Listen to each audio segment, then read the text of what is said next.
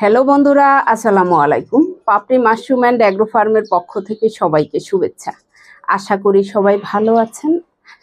শ্রদ্ধেয় ভোক্তা অনেকেই আছেন যে আমরা প্রতিনিয়তই মাশরুম খেয়ে থাকি, কিন্তু আমরা যারা খাই না, প্রতিদিন খাদ্য তালিকাতে রাখি না, এই মাহে রমজান মাসেও আমরা প্রতিদিন খাবো এরকম চিন্তাধারা নেই, তাদের জন্য মূলত এই ভিডিওটি করা।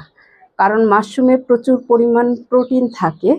আমরা আসলে এই যে আলুর চপ খেয়ে থাকি, বেগুনি খেয়ে থাকি, পেঁয়াজু খেয়ে থাকি, আমাদের যুগ যুগ ধরে পারিবারিক একটা ধারাবাহিকতায় চলে আসছে, তাই আমরা খাচ্ছি। কিন্তু আমরা কি আমাদের পুষ্টির চাহিদার জন্য যে খাবারগুলো খাওয়া দরকার সেইগুলোকে আমরা কি গুরুত্ব দিচ্ছি?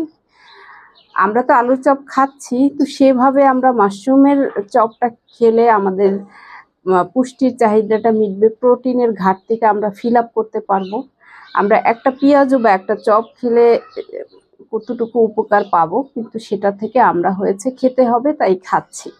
কিন্তু আপনি যখন একটা মাশরুমের চপ খাবেন তখন কিন্তু আপনার যে পরিমাণ পুষ্টির চাহিদা মিটবে সেটা কিন্তু অন্য খাবারে সেই পরিমাণ মিটবে না। তাহলে আমরা তো ভাজা পোড়া খাচ্ছি, আমরা যেহেতু অন্যভাবে যদি অভ্যস্ত না থাকি, আমরা তো ভাজা পোড়া খাচ্ছি, সেই সাথে আমরা মাশরুম পাকোড়াটা রাখা উচিত। কারণ শুধুমাত্র পুষ্টির বিবেচনা করে তো অবশ্যই রাখা উচিত খাদ্য তালিকাতে। এছাড়া পবিত্র কোরআন শরীফে নির্দিষ্ট কয়েকটা খাবার উল্লেখ করা আছে, তার মধ্যে মাশরুম উল্লেখ আছে। সেই হিসেবেও কিন্তু আমাদের এই মাহে রমজান মাসে তো খাওয়া উচিতই, এবং প্রতিদিনই সবসময় আমাদের খাওয়া উচিত। আমাদের বিভিন্ন রকমের রোগ বিরোগ হয়ে থাকে, কিন্তু আমরা শুধুমাত্র ডাক্তারের কাছে যাচ্ছি, ওষুধ খাচ্ছি, এটাই আমাদের ধারাবাহিক চলে আসে। কিন্তু আমরা আসলে স্বাস্থ্য সচেতন না। আমরা যদি আমার পরিবারের, আমার আত্মীয় স্বজনকে উৎসাহ করি, জানাই, তাহলে সবাই আসলে সুস্থ থাকতে পারবো, সবার পুষ্টির চাহিদা মেটাতে পারবো। কারণ অন্য কোনো খাবারে মাশরুমের মতো এত পুষ্টির গুণ নেই। এটা আসলে অনেকে ব্যাঙের ছাতা বলে ইগনোর করছেন।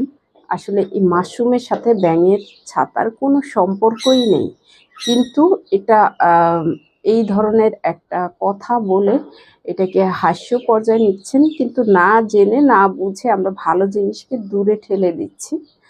কিন্তু আমরা জানার চেষ্টা করব এবং মানার চেষ্টা করব। আপনি মানলে, আপনিই সচেতন হলে আপনারই উপকার হবে, অন্য কারো হবে না। আপনার বিবেচনাতে রাখতে হবে।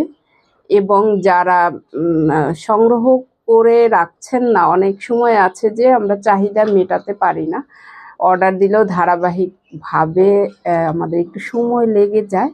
তো সেক্ষেত্রে বলবো যে আপনি তো 2 মাস পর্যন্ত রেখে খাওয়ার পদ্ধতিটাও আমি ভিডিও আকারে দিয়েছি, আপনি কিনে সংরক্ষণ করে খেতে পারেন।